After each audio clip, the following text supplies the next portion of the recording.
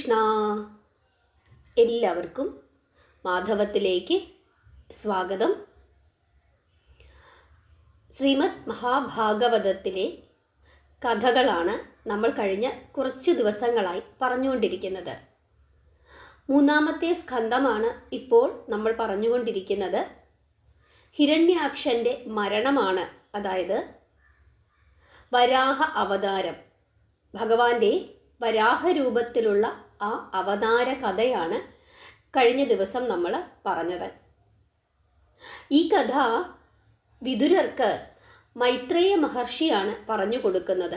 അങ്ങനെ ഭഗവാന്റെ വരാഹ അവതാരം പറഞ്ഞതിനു ശേഷം വിതുരര് മൈത്രേയ മഹർഷിയോട് ചോദിക്കുകയാണ്, അങ്ങനെ ഭഗവാൻ നാരായണൻ ഭൂമി ഉയർത്തിയിട്ട് പിന്നീട് എന്ത് സംഭവിച്ചു? ഭൂമി ഉയർത്തിക്കിട്ടിയിട്ട് മനു എന്തു ചെയ്തു എന്ന് വിതുരര് മൈത്രേയ മഹർഷിയോട് ചോദിക്കുമ്പോൾ മൈത്രേയ മഹർഷി പറയുകയാണ്, മനു ഭൂമിയെ നന്നായി പരിപാലിച്ചു. കാരണം ബ്രഹ്മദേവൻ പറഞ്ഞിട്ടുണ്ട് ഭൂമിയിൽ പോയി ഭൂമിയെ പരിപാലിക്കുക. അതുകൂടാതെ സന്താന ഉൽപാദനം നടത്തി പ്രജാവർദ്ധനവ് ചെയ്യണമെന്ന് ബ്രഹ്മദേവൻ പറഞ്ഞതനുസരിച്ചിട്ടാണ് മനു അപ്രകാരമൊക്കെ പ്രവർത്തിച്ചത്.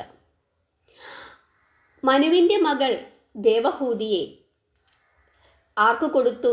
ബ്രഹ്മദേവൻ്റെ നിഴലിൽ നിന്ന് ജനിച്ച കർദമനാണ് കൊടുത്തത്. ആ സമയത്ത് ബ്രഹ്മദേവൻ ബ്രഹ്മപുത്രനായ കർദമനോട് പ്രജ അഭിവൃദ്ധി ചെയ്യുവാൻ ആജ്ഞാപിച്ചു. അനുരൂപയായ പത്നിക്ക് വേണ്ടി കർദമ പ്രജാപതി 10,000 വർഷം തപസ്സനുഷ്ഠിച്ചു. ആ സമയത്ത് മഹാവിഷ്ണു പ്രത്യക്ഷപ്പെടുകയും രാജർഷിയായ മനുവും പത്നി ശതരൂപയും നിന്റെ ആശ്രമത്തിൽ മറ്റന്നാൾ വരുമെന്നും അവരുടെ പുത്രി ദേവഹൂതിയെ നിനക്ക് വിവാഹം കഴിച്ചു നൽകും എന്നും നിങ്ങൾക്ക് 9 പുത്രിമാരുണ്ടാകുമെന്നും അതിനുശേഷം ഞാൻ നിങ്ങളുടെ പുത്രനായി ജനിക്കും എന്നും മഹാവിഷ്ണു കർദമനോട് പറയുന്നു.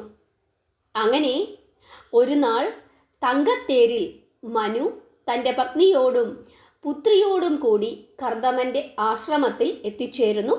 കർദമ ആശ്രമത്തിനു മുമ്പിൽ സരസ്വതീ നദി 2 കൈവഴികളായി പിരിഞ്ഞ് ഒഴുകുന്നുണ്ടായിരുന്നു.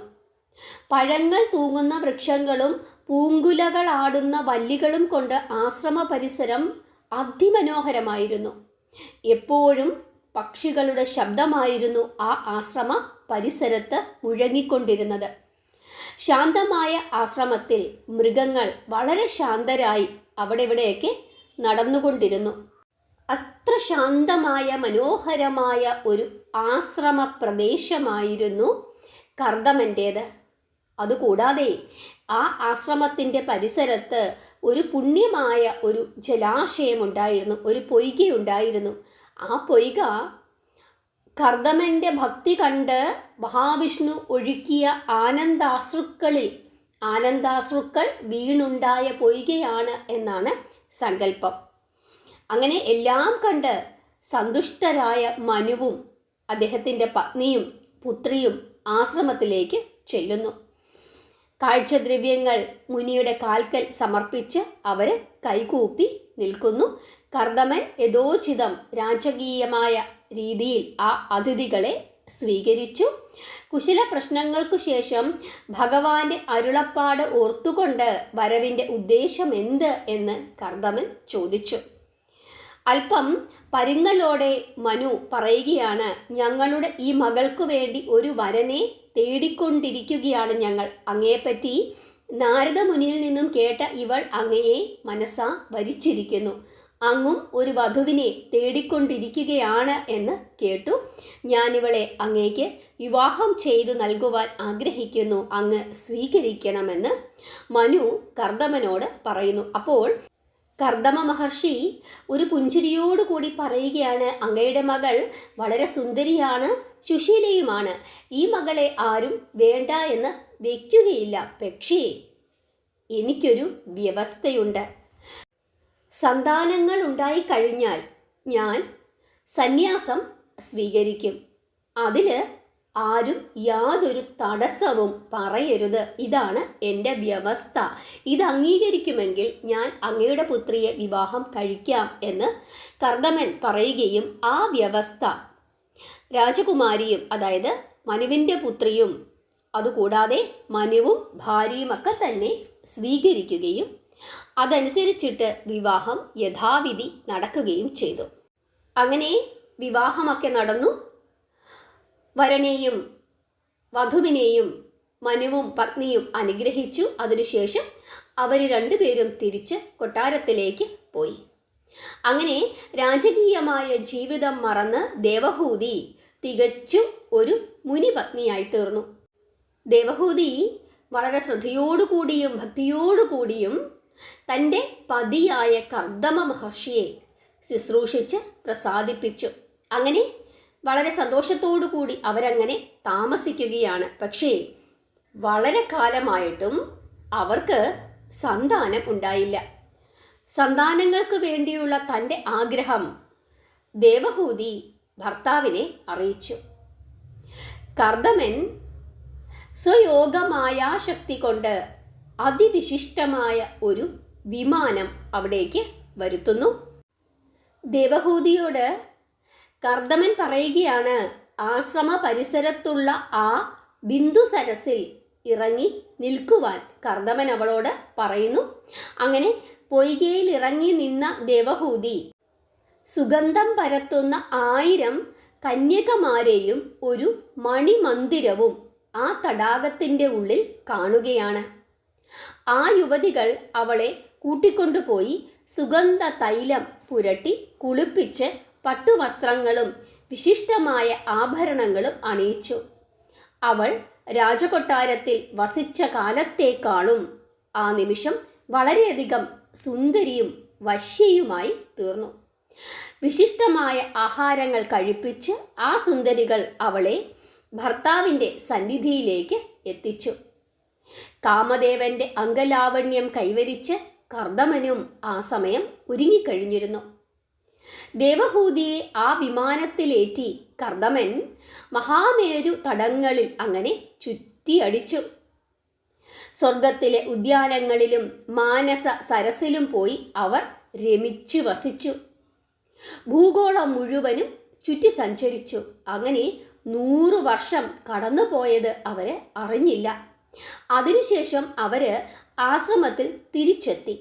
അങ്ങനെ ദേവഹൂതിക്കും കർദമനും 9 പെൺസന്താനങ്ങൾ ഉണ്ടായി. അങ്ങനെ 9 പെൺകുഞ്ഞുങ്ങൾ ഉണ്ടായിക്കഴിഞ്ഞപ്പോൾ കർദമൻ പറയുകയാണ്, ഇനി ഞാൻ സന്യസിക്കാൻ പോവുകയാണ് എന്ന്. അപ്പോൾ ദേവഹൂതി പറയുകയാണ്, അങ്ങ് പ്രതിജ്ഞ നിറവേറ്റി എനിക്ക് 9 പുത്രിമാരെ തന്നു.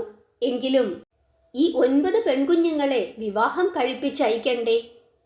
അവർക്ക് ചേരുന്ന വരന്മാരെ കണ്ടെത്തണ്ടേ? ഞാൻ ഒറ്റയ്ക്ക് എങ്ങനെ ഇതൊക്കെ ചെയ്യും? അതുമാത്രമല്ല, അതിനുശേഷം എനിക്കാരുണ്ട്? എനിക്ക് തുണയായി അങ്ങൊരു പുത്രനെ കൂടി എനിക്ക് തരണമെന്ന് ദേവഹൂതി കർദമനോട് പറയുന്നു. അപ്പോൾ കർദമൻ പറയുകയാണ്, ഭയപ്പെടേണ്ട, എല്ലാം വേണ്ട വിധം നിറവേറ്റപ്പെടും. നമ്മുടെ പുത്രനായി ജനിക്കാമെന്ന ശ്രീഹരി എനിക്ക് വാക്കു തന്നിട്ടുണ്ട്. അദ്ദേഹം നിന്നെ എല്ലാ ക്ലേശങ്ങളിൽ നിന്നും സംരക്ഷിക്കും. ഇങ്ങനെ കർദമൻ ദേവഹൂതിയോട് പറയുന്നു. ഭഗവാനെ ഗർഭത്തിൽ ധരിക്കുവാനുള്ള ശുദ്ധി ഉണ്ടാകുന്നതിനു വേണ്ടി അല്ലയോ ദേവഹൂതി അവിടുന്ന് ഭക്തിയോടുകൂടി വ്രതാനുഷ്ഠാനങ്ങളോടുകൂടി ഭഗവാനെ ഭജിക്കുക. കർദമന്റെ ഉപദേശമനുസരിച്ച് ദേവഹൂതി അങ്ങനെ ചെയ്തു. ഭഗവാൻ കർദമന്റെ വീര്യത്തിൽ കൂടി അവളുടെ ഗർഭത്തിൽ പ്രവേശിച്ചു. പുത്രനുണ്ടായപ്പോൾ ബ്രഹ്മാവ് മരീചി മുതലായവരോടൊപ്പം അവിടെ എത്തി ആ കുഞ്ഞിനെ അനുഗ്രഹിച്ചു. അദ്ദേഹത്തിൻ്റെ നിർദ്ദേശപ്രകാരം കർദമൻ പുത്രിമാരെ മരീചി തുടങ്ങിയ പ്രജാപതികൾക്ക് വിവാഹം ചെയ്ത് കൊടുത്തു. കർദമപുത്രിയായ കലയെ മരീചി എന്ന പ്രജാപതിയാണ് വിവാഹം കഴിച്ചത്. രണ്ടാമത്തെ പുത്രി അനസൂയ. അനസൂയയെ അത്രി മഹർഷിയാണ് വിവാഹം കഴിച്ചത്. അവരുടെ മൂന്നാമത്തെ പുത്രി ശ്രദ്ധ. ശ്രദ്ധയെ വിവാഹം കഴിച്ചത് അങ്കിരസാണ്. നാലാമത്തെ പുത്രിയായ ഹവിർഭുവ്. ഹവിർഭുവിനെ വിവാഹം കഴിച്ചത് പുലസ്ത്യൻ. ഗതിയെ വിവാഹം കഴിച്ചത് പുലഹൻ. ക്രിയയെ വിവാഹം കഴിച്ചത് ക്രതു. ഖ്യാതി എന്ന പെൺകുഞ്ഞിനെ വിവാഹം കഴിച്ചത് ഭൃഗു. എട്ടാമത്തെ കുട്ടിയായ അരുന്ധതിയെ വിവാഹം കഴിച്ചത് വസിഷ്ഠൻ. ദേവഹൂതിയുടെയും കർദമന്റെയും ഒൻപതാമത്തെ പുത്രി ശാന്തി. ശാന്തിയെ വിവാഹം കഴിച്ചത് അഥർവാവ്. ഇങ്ങനെ 9 പെൺകുഞ്ഞുങ്ങളെ 9 ശ്രേഷ്ഠന്മാരായ വരന്മാർക്ക് വിവാഹം കഴിച്ചു കൊടുത്തു ബ്രഹ്മദേവന്റെ നിർദ്ദേശപ്രകാരം. കർദമനും ദേവഹൂതിക്കും ഒരു പുത്രൻ പിറന്നു എന്ന് നമ്മൾ പറഞ്ഞു. മഹാവിഷ്ണുവിൻ്റെ അംശാവതാരമാണ് ആ പുത്രൻ എന്ന് പറഞ്ഞു. ആ പുത്രൻ്റെ പേരാണ് കപിലൻ. മറ്റാരുമില്ലാത്ത നേരത്ത് കർദമൻ കപിലനോട് പറയുകയാണ്, അങ്ങ് ഞങ്ങളുടെ പുത്രനായി ലോകത്തിന് ജ്ഞാന ഉപദേശത്തിനായി അങ്ങ് അവതരിച്ചിരിക്കുന്നു. ഇനി ഞാൻ സന്യാസത്തിന് പോവുകയാണ്, അങ്ങ് അനുഗ്രഹിക്കണമെന്ന് അച്ഛൻ മകനോട് പറയുന്നു. അപ്പോൾ കപിലൻ പറയുകയാണ്, കാലം കുറെ കഴിഞ്ഞു പോയതുകൊണ്ട് സാഖ്യദർശനം ലോകത്തിന് നഷ്ടമായി പോയിരിക്കുന്നു. അതുദ്ധരിച്ച് പ്രചരിപ്പിക്കുകയാണ് എൻ്റെ ഈ ജന്മത്തിൻ്റെ ഉദ്ദേശം. അങ്ങ് പോയാലും സകല കർമ്മങ്ങളും എന്നിൽ സമർപ്പിച്ച് മൃത്യുവിനെ ജയിച്ച് മോക്ഷത്തിനായിട്ട് എന്നെ തന്നെ ഭജിച്ചാലും എല്ലാ കർമ്മങ്ങളും നശിപ്പിക്കുന്ന ആത്മവിദ്യ ഞാൻ അമ്മയ്ക്ക് ഉപദേശിക്കാം. അങ്ങനെ അമ്മയ്ക്കും മോക്ഷം ലഭിക്കും. ഇങ്ങനെ കപിലൻ അച്ഛനായ കർദമനോട് പറയുന്നു. കാരണം കർദമൻ അറിയാം ഇത് തൻ്റെ പുത്രനാണെങ്കിലും സാക്ഷാൽ മഹാവിഷ്ണു തന്നെയാണെന്ന്. അങ്ങനെ കർദമൻ ഭഗവാനെ വലം വെച്ച് അവിടെ നിന്നും സന്യാസത്തിനായി പുറപ്പെടുന്നു. ഒന്നിലും താല്പര്യമില്ലാതെ മൗനം സ്വീകരിച്ച് ലോകം ചുറ്റി സഞ്ചരിച്ചു. അദ്ദേഹം തൻ്റെ മനസ്സ് ആ പരബ്രഹ്മത്തിൽ ഉറപ്പിച്ചിട്ട് എല്ലാം ആത്മസ്വരൂപമായി കാണുകയും മനസ്സ് ശാന്തമാക്കുകയും എല്ലാം ഭഗവാന്റെ സ്വരൂപമായി കാണുകയും അങ്ങനെ എല്ലാ രാഗദ്വേഷങ്ങളിൽ നിന്നും മുക്തനായി അദ്ദേഹം ഭഗവാന്റെ തൃപ്പാദങ്ങൾ പ്രാപിച്ചു. അങ്ങനെ കർദമൻ മോക്ഷം നേടി. അങ്ങനെ കർദമൻ സന്യാസത്തിന് പോയതിനു ശേഷം കപിലൻ അമ്മയോടൊപ്പം അച്ഛൻ്റെ ആശ്രമത്തിൽ തന്നെ താമസിച്ചു. ഒരു ദിവസം ഈ ദേവഹൂതി മകൻ്റെ അടുത്തെത്തിയിട്ട് പറയുകയാണ്, അങ്ങ് എൻ്റെ മകനായി പിറന്നു, എന്നിട്ടും ഞാൻ ഇങ്ങനെ ഈ മായയാൽ ബന്ധപ്പെട്ട് ഇങ്ങനെ കഴിയുന്നു. എൻ്റെ മനസ്സ് വേദനിക്കുന്നു.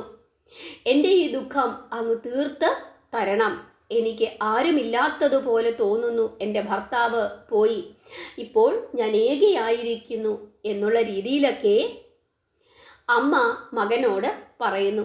അപ്പോൾ ഭഗവാൻ പുഞ്ചിരിയോടുകൂടി പറയുകയാണ്, കപില മഹർഷി പുഞ്ചിരിയോടുകൂടി പറഞ്ഞു, പണ്ട് മുനിമാർക്ക് ഞാൻ ഉപദേശിച്ച അഷ്ടാംഗയോഗം ഞാൻ അമ്മയ്ക്ക് പറഞ്ഞു തരാം. അതോടുകൂടി അമ്മയുടെ ദുഃഖമെല്ലാം അകലും എന്ന് പറഞ്ഞിട്ട് ആ അഷ്ടാംഗയോഗം അമ്മയ്ക്ക് പറഞ്ഞ് കൊടുക്കുകയാണ്. ഹരേ കൃഷ്ണ. അഷ്ടാംഗയോഗം ഞാനൊന്ന് ചുരുക്കി നിങ്ങൾക്ക് പറഞ്ഞു തരാം. വളരെ ശ്രദ്ധയോടുകൂടി ഇരുന്ന് കേൾക്കണം. ഭഗവാൻ അമ്മയ്ക്ക് ഉപദേശിച്ചു കൊടുത്ത ഒരു ജ്ഞാനമാണ് അഷ്ടാംഗ യോഗം. ശ്രദ്ധിച്ചു കേട്ടുകൊള്ളുക. ഹരേ കൃഷ്ണ. ബന്ധനത്തിനും മുക്തിക്കും കാരണം മനസ്സ് അതുതന്നെയാണ്. വിഷയങ്ങളിൽ, അതായത് ലൗകിക കാര്യങ്ങളിൽ ആസക്തമായ മനസ്സ് ബന്ധനത്തിനും ഈശ്വരനിൽ ആസക്തമായ മനസ്സ് മുക്തിക്കും കാരണമാകുന്നു. ഞാൻ എൻ്റേത് എന്നിങ്ങനെയുള്ള വിചാരങ്ങളിൽ നിന്നും കാമം, ലോഭം തുടങ്ങിയവ ഉണ്ടാകുന്നു. ഇവയിൽ നിന്നും മനസ്സ് മുക്തമാകുമ്പോൾ അത് സുഖത്തിനോ ദുഃഖത്തിനോ വശപ്പെടുന്നില്ല. ജ്ഞാനവൈരാഗ്യവും ഭക്തിയും കൈവന്ന ഒരാൾ ആ അവസ്ഥയിൽ സ്വന്തം ആത്മാവിനെ പ്രകൃതിക്ക് അതീതവും ശാശ്വതവും സ്വയം പ്രകാശിക്കുന്നതും സൂക്ഷ്മവുമായ പരമാത്മാവ് എന്നും പ്രകൃതിയെ നാശമുള്ള ജഡം എന്നും തിരിച്ചറിയുന്നു. എല്ലാത്തിൻ്റെയും ആത്മാവ് പരമാത്മാവായ ഭഗവാനാണ്. ആ ഭഗവാനിലുള്ള ഭക്തിയോളം വരുന്ന മറ്റൊന്നും മോക്ഷ ലാഭത്തിനില്ല. ആസക്തി അറുത്തുമാറ്റാനാവാത്ത ബന്ധമാണ്. എന്നാൽ അതുതന്നെ സജ്ജനങ്ങളിലായാൽ മോക്ഷം ലഭിക്കുകയും ചെയ്യും. ആരാണ് സജ്ജനങ്ങൾ? സഹനശീലരും കാരുണ്യമുള്ളവരും സർവജീവികളുടെയും സുഹൃത്തുക്കളും ശത്രുക്കൾ ആരും ഇല്ലാത്തവരും ശാന്തരും സന്മാർഗത്തിൽ ജീവിക്കുന്നവരുമാണ് സജ്ജനങ്ങൾ. എന്നിൽ ഉറച്ച ഭക്തിയുള്ളവരും സകല കർമ്മങ്ങളും എന്നിൽ അർപ്പിച്ചവരും എനിക്ക് വേണ്ടി സ്വജനങ്ങളെ വെടിഞ്ഞവരുമാണ് അവർ.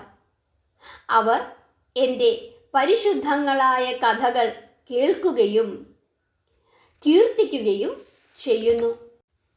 സജ്ജന സംസർഗം കൊണ്ട് ഭഗവാനിലുള്ള ഭക്തി ഉണ്ടാവുകയും ആ ഭക്തി വർദ്ധിക്കുകയും ചെയ്യുന്നു. സദാ കഥകൾ കേൾക്കുന്നതുകൊണ്ട് മോക്ഷമാർഗത്തിൽ താൽപ്പര്യമുണ്ടാവുകയും ആ താൽപ്പര്യം വളരുകയും ചെയ്യും. എൻ്റെ ലീലകൾ ഭക്തിയോടുകൂടി കേട്ടാൽ ലൗകിക കാര്യങ്ങളിൽ വിരക്തി ഉണ്ടാകും. അപ്പോൾ ഉത്സാഹത്തോടുകൂടി മനസ്സിനെ നിയന്ത്രിക്കുവാൻ ശ്രമിക്കും. വിഷയങ്ങൾ ഉപേക്ഷിക്കുന്നത് കൊണ്ടും വൈരാഗ്യപുഷ്ടമായ ജ്ഞാനം കൊണ്ടും യോഗം ആചരിക്കുന്നത് കൊണ്ടും എന്നിലുള്ള ഭക്തി കൊണ്ടും ഈ ജന്മത്തിൽ തന്നെ മോക്ഷം നേടാവുന്നതാണ്. ഇങ്ങനെ കപിലൻ അമ്മയോട് പറഞ്ഞു കൊടുക്കുന്നു. അപ്പോൾ ദേവഹൂതി ചോദിക്കുകയാണ്, മോക്ഷം നേടാനുള്ള ഭക്തിയുടെ രൂപം അത് എന്താണ്? എനിക്ക് ചേർന്ന വഴി ഏതാണ് എന്ന്.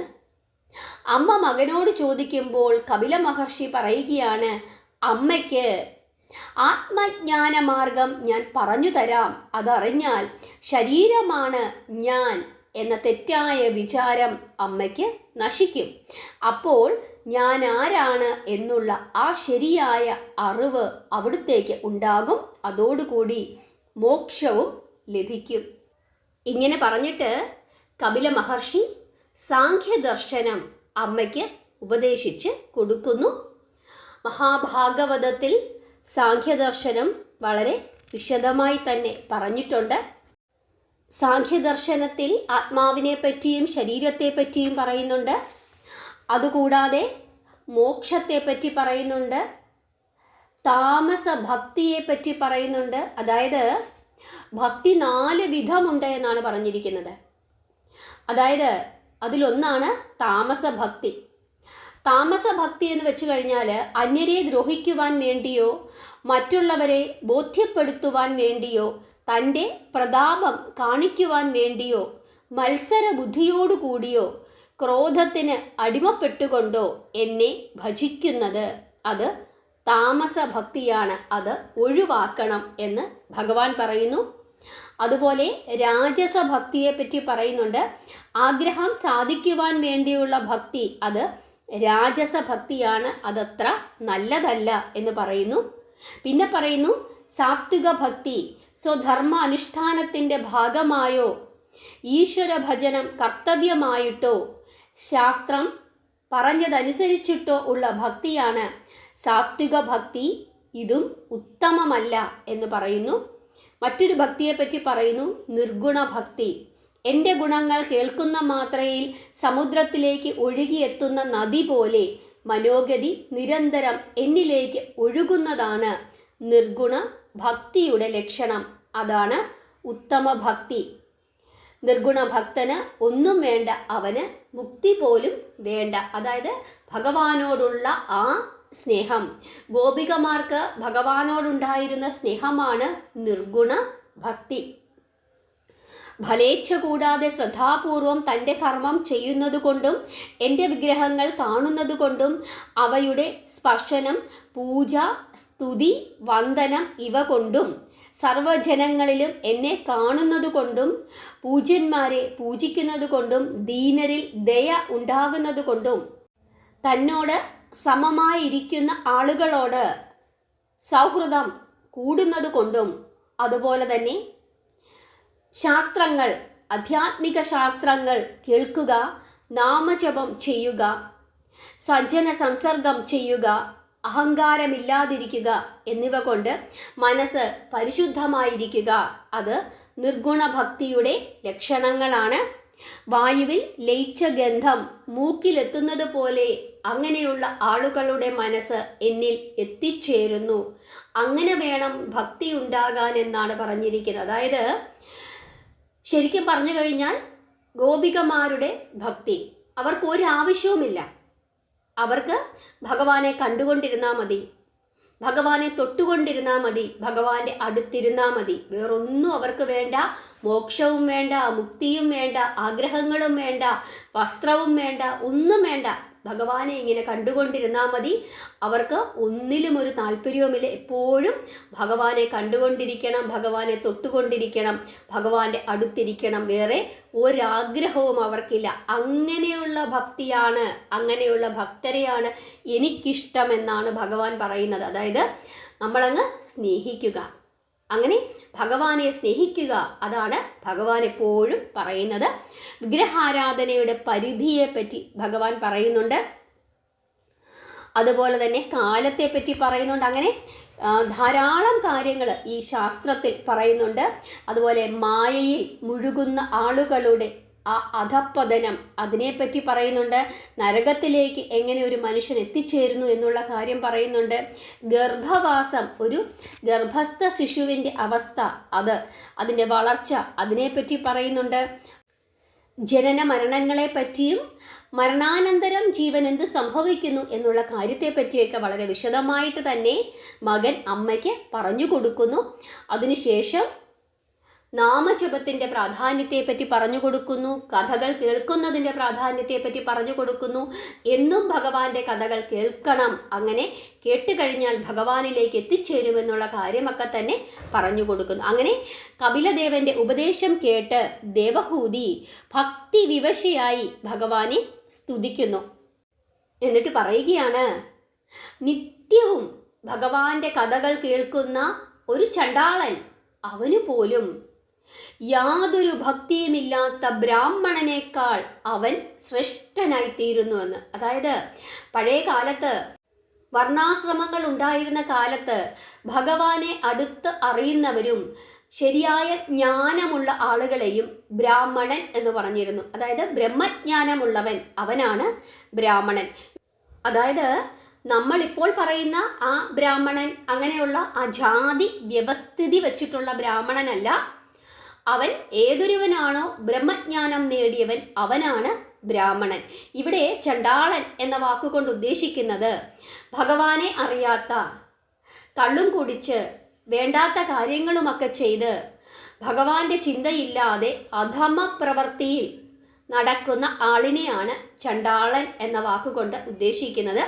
ആ ചണ്ടാളൻ, അങ്ങനെയുള്ള ഒരു ആള് നിരന്തരം ഭഗവാന്റെ കഥകൾ കേട്ടാൽ അവൻ്റെ സ്ഥാനം ഭക്തിയില്ലാത്ത ഒരു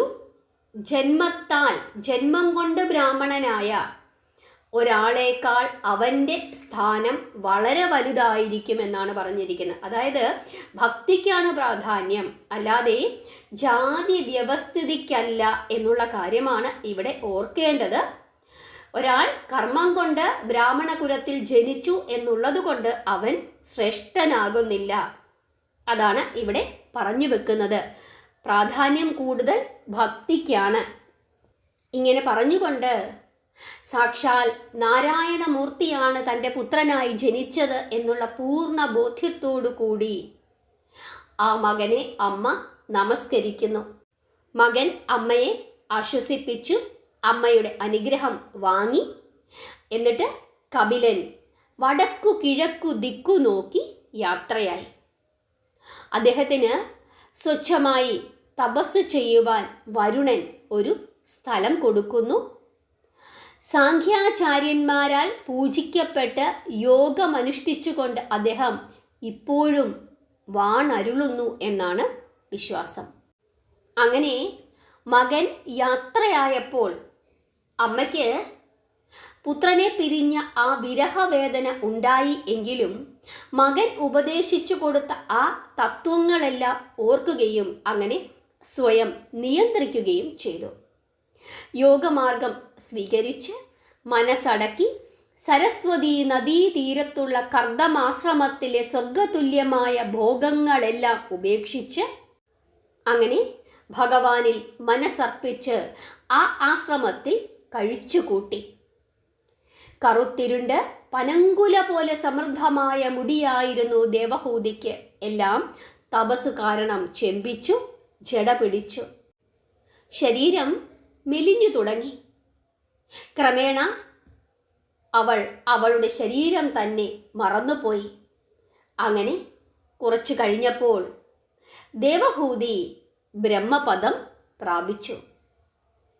അങ്ങനെ ദേവഹൂതി സായൂജ്യപദം പ്രാപിച്ച ആ സ്ഥാനം സിദ്ധപദം എന്ന പേരിൽ പ്രശസ്തമാവുകയും അതൊരു തീർത്ഥ സ്നാനമായി തീരുകയും ചെയ്തു. ഹരേ കൃഷ്ണ. ഈ പ്രദേശം ഇന്ന് ഭാരതത്തിലെ ഗുജറാത്തിലാണ്. അങ്ങനെ ഇതോടുകൂടി ഭാഗവതത്തിൻ്റെ 3-ാം സ്കന്ധം സമാപിച്ചു. ഹരേ കൃഷ്ണ. ഈ 3 സ്കന്ധങ്ങളും തുടർച്ചയായി എല്ലാ ദിവസവും കേട്ട ആളുകൾ ഒന്ന് കമൻറ്റ് ചെയ്യണം. നിങ്ങൾക്ക് മനസ്സിലാകുന്നുണ്ടോ, കഥ കേൾക്കാൻ താല്പര്യമുണ്ടോ എന്നുള്ള കാര്യം കൂടി ഒന്ന് കമൻറ്റ് ചെയ്യണം. എല്ലാവർക്കും മനസ്സിലായി എന്ന് വിശ്വസിക്കുന്നു. കഥകൾ കേൾക്കുന്നതിൻ്റെ പ്രാധാന്യം അത് കപില മഹർഷി നിങ്ങൾക്ക് പറഞ്ഞു തന്നല്ലോ. അതനുസരിച്ചിട്ട് എന്നും ഭഗവാന്റെ കഥകൾ കേൾക്കണം. എങ്ങനെയാണ് ഭഗവാനെ പ്രാർത്ഥിക്കേണ്ടത് എന്നുള്ള കാര്യവും ഏതു തരത്തിലുള്ള ഭക്തിയാണ് ഭഗവാൻ ഇഷ്ടം എന്നുള്ള കാര്യവും നിങ്ങൾക്ക് മനസ്സിലായി കാണുമെന്ന് വിശ്വസിക്കുന്നു. ഭഗവാനെ സ്നേഹിക്കുക. നമുക്ക് ഏറ്റവും പ്രിയപ്പെട്ട ആളായിട്ട്, നമ്മുടെ ഏറ്റവും പ്രിയപ്പെട്ട ആളായിട്ട് എപ്പോഴും നമുക്ക് കണ്ടുകൊണ്ടിരിക്കണം, നമുക്ക് കേട്ടുകൊണ്ടിരിക്കണം, ഭഗവാന്റെ അടുത്തിരിക്കണം എന്നുള്ള ചിന്തയോടുകൂടി ഭഗവാനെ സ്നേഹിച്ചാൽ അതാണ് ഏറ്റവും ശ്രേഷ്ഠമായ ഭക്തി എന്നാണ് ഭഗവാൻ പറഞ്ഞിരിക്കുന്നത്. നിങ്ങൾക്ക് മനസ്സിലായി എന്ന് വിശ്വസിക്കുന്നു. നാമം ജപിക്കുക, കഥകൾ കേൾക്കുക. ഹരേ കൃഷ്ണ.